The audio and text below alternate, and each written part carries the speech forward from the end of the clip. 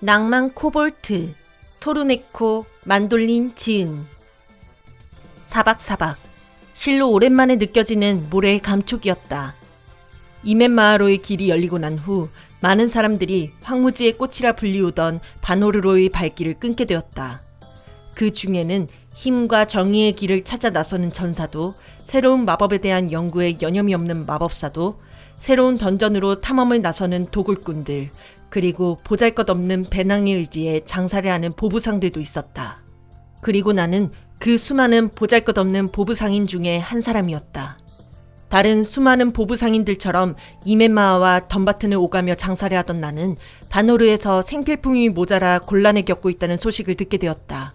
하지만 사람이 거의 살지 않는 바노르와의 거래량은 많지 않았기에 다른 상인들은 그 소식을 그냥 넘겨버렸다.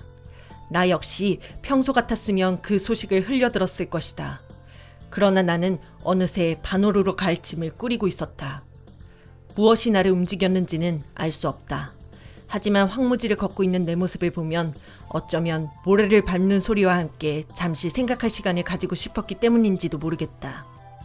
밤하늘을 보니 푸른 이에카가 서쪽 산맥을 향해 천천히 떠내려가고 있었다. 내가 이 세상을 접했던 그날도 지금과 같이 푸른 이에카가 서쪽으로 천천히 침식하고 있었던 걸로 기억하고 있다. 보부상을 시작한 지도 어느새 12년이나 흘렀다. 한때 밤하늘의 이에카를 바라보며 훌륭한 전사가 되어 포어르에게 잡힌 여신님을 구출하겠다는 꿈을 꾸던 어린 시절이 기억에서 사라지는 데에는 충분한 시간이었다.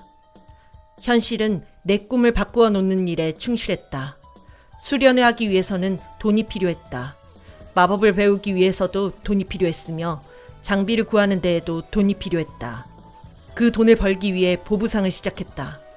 1년만 일하고 모험을 떠나겠다는 내 결심은 2년으로 늘어났고 2년이 3년이 되는 데에는 안타까운 결심조차 필요하지 않았다. 드래곤 유적지를 지나쳐 한참 동안 길을 걷던 나는 연약한 인간을 노리는 탐욕스러운 눈빛을 느낄 수 있었다. 어둠 속에서 새파랗게 빛나는 한 쌍의 눈동자. 나는 그 눈빛의 주인이 코볼트라는 사실을 직감적으로 깨달을 수 있었다. 녀석은 어느새 내 옆에 다가와 나를 올려다보고 있었다. 위기의식을 느낀 나는 가방 한 구석에 자리 잡고 있을 숏소드를 생각해냈다. 하지만 몸을 움직일 수는 없었다. 내가 가방에서 숏소드를 꺼내려고 하면 저 녀석은 재빨리 달려와 그 반질반질하게 빛나는 곡괭이로 내 몸을 꿰뚫어 버릴 테니까. 그렇다고 가만히 있을 수는 없었다. 숨조차 쉬지 않으며 조심스럽게 팔을 뒤로 돌려 숏소드가 있을 가방을 뒤졌다. 얼마나 시간이 지났는지는 모르겠지만 내 몸은 어느새 땀으로 흠뻑 젖어 있었다. 겨우겨우 숏소드의 손잡이를 찾은 내가 검을 뽑으려 하자 코볼트가 거친 목소리로 내게 외쳤다.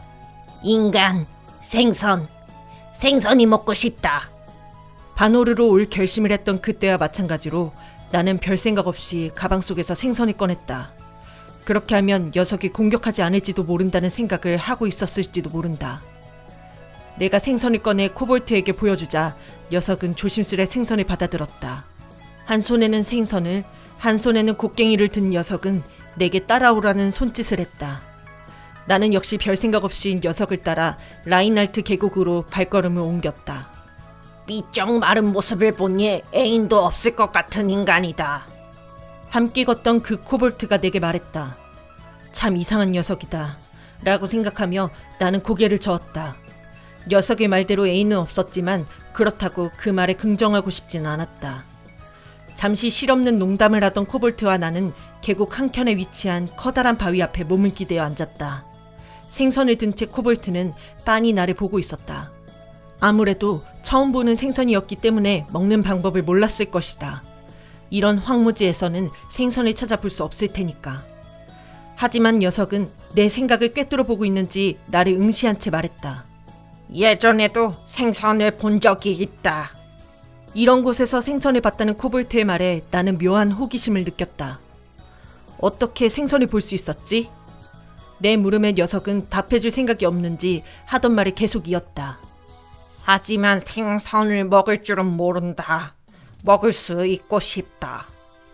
녀석의 요청에 나는 생선의 등 뒤로 튀어나온 뼈와 먹을 수 없는 다른 부분들을 손질해 주었다. 적당히 손질한 생선을 녀석의 손에 쥐어주자 그때서야 녀석은 조금 전에 내 물음에 대답해 주었다. 어느새 코볼트가 아니라 녀석이라고 생각하고 있는 걸 보면 나는 녀석에게 꽤나 호감을 느끼고 있는 것 같다. 생선을 본 적은 있지만 먹진 않았다. 먹은 것은 큰 돌 위에 이웨카다. 큰 돌 위에 이에카? 동족의 이름이다. 지금도 큰 돌 위에 이에카를 보고 싶다. 인간들은 큰 돌 위에 이에카 같은 동족을 보면 좋은 여자라고 하곤 한다. 큰 돌 위에 이에카라는 동족은 여자였던 모양이다. 아무래도 이 녀석에게는 사랑하는 여자가 있는 모양이었다. 지금 그녀는 어디에 있는데? 한 점 한 점 생선을 먹던 녀석은 설레설레 고개를 저었다. 나도 모른다. 어른들이 큰 돌 위에 이에카는 정령이 됐다고 하지만 나는 믿지 않는다. 큰 돌 위에 이에카는 반드시 어딘가에서 날 기다리고 있을 거다. 녀석은 슬픈 내색을 보이려 하지 않는 것 같았지만 나는 녀석이 슬퍼하고 있다는 사실을 눈치챘다. 조심스레 생선을 먹는 녀석의 눈은 젖어 있었다. 잠시 녀석의 모습을 지켜보고 있으려니 다시 녀석이 말을 이었다. 옛날부터 큰 돌 위에 이에카와 나는 함께 자랐다. 내가 언제나 곁을 맴돌았기에 어른들은 내게 동그랗게 빛나는 구슬 이라는 이름을 지어줬다. 녀석의 생선을 들지 않는 한 손이 하늘을 가리켰다. 그날도 이렇게 이웨카를 가리는 구름이 없는 맑은 밤이었다. 그날? 나는 그날을 바꾸고 싶다. 하지만 이제 그날은 지난 날이 되었다. 말을 하던 녀석은 세차게 고개를 흔들었다. 나는 그 밤이 녀석에게 안 좋은 기억이 있는 밤이라는 것을 직감적으로 눈치챌 수 있었다. 무슨 안 좋은 일이 있었니? 내 말을 무시하는 건지 듣지 못한 건지 녀석은 묵묵히 생선을 먹기만 했다. 잠시 우리 사이에는 정적이 흘렀고 내가 쪼그려 앉던 다리를 앞으로 뻗자 녀석은 내 물음에 답해 주었다. 평소처럼 열매를 찾아 계곡을 돌아다니던 큰 돌 위에 이에카가 어떤 쓰러진 인간을 발견했던 날이었다. 그 인간이 누구였는지 묻고 싶었지만 난 아무 말도 하지 않았다. 내가 입을 열면 아까처럼 녀석이 입을 다물어 버릴까 두려웠기 때문이었다. 큰 돌 위에 이에카는 녀석을 보살펴 주었다. 어른들은 인간을 내쫓으려 했지만 큰 돌 위에 이에카는 녀석을 감싸 주었다.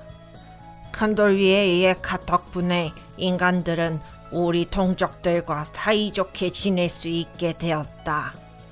녀석은 잠시 지난 날을 생각하는 듯 이에카를 보며 조그만 한숨을 내뱉었다. 인간은 우리들에게 생선을 가져다 주겠다고 했다. 그때 우리는 생선이라는 것에 대해 모르고 있었다. 물속을 누비며 낮에는 팔랄라의 빛으로 숨을 쉬고 밤에는 이에카의 빛 안에서 잠을 자는 동물이라고 했다. 우리 동족들은 오랜 옛날부터 땅속에서 살아왔다. 우리 동족에게 물이란 것은 귀한 것이었기에 녀석이 말하던 생선이라는 것은 우리들에게 동경심을 가지게 했다. 안 좋은 기억이 떠올랐는지 녀석은 생선을 든 손을 부들부들 떨었다. 하지만 곧 평정을 되찾았는지 다시 들고 있던 생선살을 한 점 베어 물었다. 한참이 지나서야 돌아온 그 인간은 우리에게 생선을 가득 안겨주었다. 인간이 먹는 방법을 가르쳐 주었고 우리는 그대로 따라 생선을 먹었다. 하지만 나는 먹지 않았다.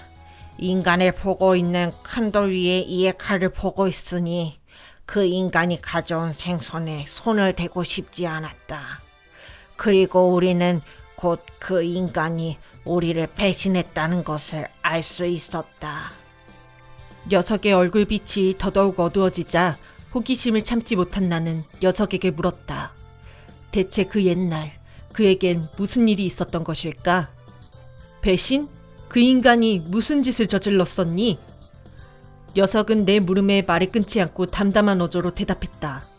하지만 대답하고 있는 그 순간에도 녀석의 손은 분노로 떨리고 있었다. 우리가 생선을 반쯤 먹자 갑자기 인간은 큰 길을 향해 달려가 버렸다.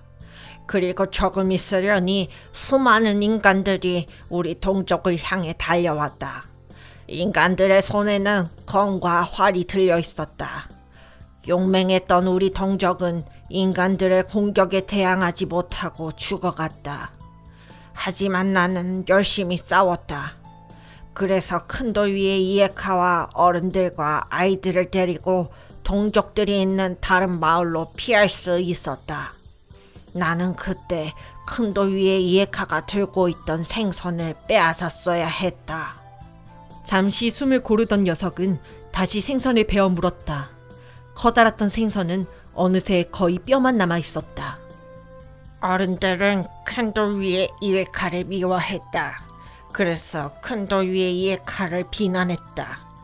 큰 돌 위에 이에카는 손에 들려있던 마지막 생선을 들고 홀로 어디론가 떠나버렸다. 나는 큰 돌 위에 이에카를 따라가려고 했다. 큰 돌 위에 이에카를 따라가기 전에 다른 마을에 있던 어른에게 나는 무서운 이야기를 듣고 말았다. 무서운 이야기라니? 이제 뼈만 남은 생선을 바닥에 내려놓으며 녀석은 말했다. 제일 나이가 많으신 그 어른은 우리 코볼트가 생선을 먹으면 죽게 된다고 말하셨다. 그래서 생선을 먹었던 다른 종족들이 제대로 싸우지 못하고 인간들에게 목숨을 빼앗긴 것이었다. 담담한 녀석의 어조와 달리 나는 놀라움에 몸을 떨었다. 그리고 곧 녀석의 발치에 뼈만 남은 생선이 떨어져 있다는 사실을 깨달았다. 너 지금... 큰 돌 위에 이에카의 손에는 생선이 있었다. 큰 돌 위에 이에카는 생선을 먹기 위해 어디론가 떠났을 거라고 나는 생각했다. 그래서 나는 큰 돌 위에 이에카를 따라가려 했지만 어른들은 나를 막았다. 동족을 위해 지금은 떠나면 안 된다고 어른들은 나를 말렸다. 나는 1년 동안 동족을 위해 일하고 큰 돌 위에 이에카를 찾아 떠나리라고 생각했다. 하지만 1년만 일하고 큰 돌 위에 이에카를 떠나겠다는 내 결심은 2년으로 늘어갔고 2년은 어느새 3년이 되어버렸다. 그렇게 어느새 12년이라는 시간이 지나버렸다. 늦었다고 생각하지만 나는 큰 돌 위에 이에카를 찾으러 떠날 것이다. 그 12년 동안 녀석은 큰 길을 지나가는 인간을 꼼꼼히 훑어보며 이 날을 기다리고 있었을 것이다.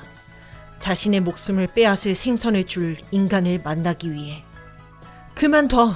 어서 생선을 토해내야 해! 내가 녀석의 등을 내려치려 하자 녀석은 팔을 저으며 내게 말했다. 나를 이대로 내버려둬라 인간. 나는 큰 돌 위에 이에카를 찾아 떠나야 된다.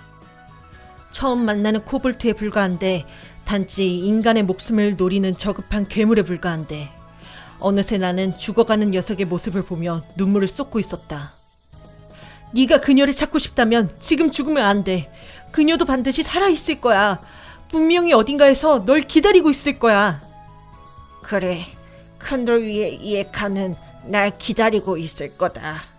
너희 인간들이 말하는 또 다른 세상. 그래, 티르나노이라고 불리우는 곳에서 그녀는 날 기다리고 있을 거다. 나는 이제야 겨우 큰 돌 위에 이에카를 찾으러 떠날 수 있게 됐다. 녀석이 말을 하고 있는 동안에도 목소리에는 조금씩 죽음의 그림자가 비춰지고 있었다. 안 돼! 죽으면 무슨 소용이 있어! 큰 돌 위에 이에카도 분명 바라고 있지 않을 거야. 죽기 위해서 생선을 먹다니! 이렇게 허무하게 죽으면 무슨 소용이야! 죽으면 안 돼! 죽어가는 녀석의 목소리에서 미약하게 생기가 느껴졌다. 인간, 너희들의 꿈은 무엇이지? 갑작스러운 물음에 나는 녀석의 죽음을 저지시킬 수 없었다. 우리들의 꿈? 너희 인간들은 어딘가에 속박되어 있을 여신을 구하기 위해 모험을 떠난다고 한다. 하지만 너희 인간들은 그 여신이 너희를 해치려고 티르나노이로 보낸다는 것을 알고 있다. 너희 인간도 우리 코볼트도 모두들 마찬가지다. 우리 모두는 죽게 된다는 것을 알면서도 꿈을 이루기 위해 노력하지. 너도 그렇지, 인간? 생기를 잃어가는 녀석의 맑은 눈동자를 통해 나는 꿈을 가지고 있었던 12년 전의 나를 볼 수 있었다. 나는 아무 말도 할 수 없었다. 너는? 나는 이제 떠난다. 큰 돌 위에 이에카가 있는 곳으로 떠난다. 난 죽게 되지만 슬프지 않다. 이제 곧 큰 돌 위에 이에카가 있는 곳으로 나는 간다, 인간. 너도 꿈을 이루게 된다면 티르나노이에서 만날 수 있게 될 거다. 그때가 되면 죽음을 걱정하지 말고 함께 생선을 먹자. 서로 미워하지 않아도 되는 그 세상에서 각자가 꾸었던 꿈을 이야기하며 생선을 먹자. 녀석의 초점은 침식되고 있는 이에카에 맞춰져 있었다. 죽어가는 그 순간에도 녀석은 나를 향해 말하고 있다고 생각하는지 미소를 지어 보이며 말을 이었다. 큰 돌 위에 이에카가 나를 부른다. 생선을 들고 어디론가 떠나던 그 모습 그대로 나를 부르고 있다. 내가 지금 간다. 다시 한번 네 주위를 맴돌기 위해 그곳으로 간다. 서서히 감기고 있는 녀석의 눈을 보며 나는 마지막으로 녀석의 이름을 크게 부르짖었다. 동그랗게 빛나는 구슬! 지금 녀석의 몸에서 살짝 빠져나와 하늘로 날아가는 저 희미한 구슬은 녀석의 영혼인 것일까? 나는 한참 동안이나 그 자리에 서 있었다. 마치 아무 일도 없었던 것처럼 라인할트는 고요했다. 커다란 바위 앞에 남아있는 것은 단 하룻밤 동안의 친구를 잃은 한 꿈을 잃은 인간과 지금쯤 사랑하는 이를 만나고 있을 코볼트, 그리고 생선뼈뿐이었다. 나는 녀석을 땅에 묻어주어야겠다고 생각했다. 이 맑은 영혼과 꿈을 지닌 작은 친구가 늑대들의 먹이가 되는 모습을 보고 싶지 않았다. 쿵쿵. 배납에서 삽을 찾고 있는 내 귀로 땅을 울리는 소리가 들려왔다. 소리가 들려오는 방향을 보니 한 마리 트롤이 내 쪽을 향해 걸어오고 있었다. 트롤이 가까이 옴에도 불구하고 나는 도망치려 하지 않았다. 트롤의 두 눈은 조금 전 세상을 떠난 맑은 영혼을 지닌 코볼트와 같이 파랗게 빛나고 있었다. 내가 자신의 모습을 보고도 자리에 머물러 있자 트롤은 내게 떠나라는 듯 고갯짓을 해보였다. 배낭을 짊어진 나는 그 자리를 떠났다. 큰 길을 향해 걸어가고 있는 내 뒤에서 트롤은 춤을 추고 있었다.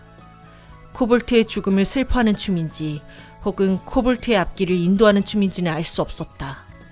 하지만 그 트롤의 어색한 손짓 발짓은 내게 그 어떤 춤이나 노래보다도 더한 슬픔을 느끼게 해주었다. 세상이 환하게 밝아올랐을 때쯤에야 나는 바노르에 도착할 수 있었다. 그 길로 나는 마을의 물자를 관리하는 도매점으로 향했다. 내가 보부상님을 알아본 점주는 나를 기쁘게 맞이해 주었다. 나는 상점의 데스크에 가져온 물건을 펼쳐 보였다. 감사합니다. 아무도 이 마을로 물건을 공급해주지 않아 잘못했으면 큰 위기에 빠질 뻔했습니다. 당신과 같은 분들이 있어서 정말 다행이군요. 그렇습니까? 배낭 안에서 꺼낸 물건을 둘러보던 점주가 익숙한 물건을 들어 보이며 내게 물었다. 이 숏소드도 파실 물건입니까? 아닙니다. 이거는 제가 지니고 다니는 무기입니다. 허허, 요즘에도 숏소드를... 이상하다는 표정을 지으며 점주는 내게 숏소드를 건네주었다. 그리고 조그만한 돈주머니도 함께 건네주었다. 여기 대금입니다. 앞으로도 종종 부탁드리겠습니다. 그럼 조심해서 가십시오. 그 말을 챙겨놓고 숏소드를 집어든 나는 숏소드의 손잡이가 내 손에 꼭 맞는다는 사실을 깨달았다. 저기 실례지만 한 가지 물어봐도 되겠습니까? 네, 뭐든지 물어보십시오.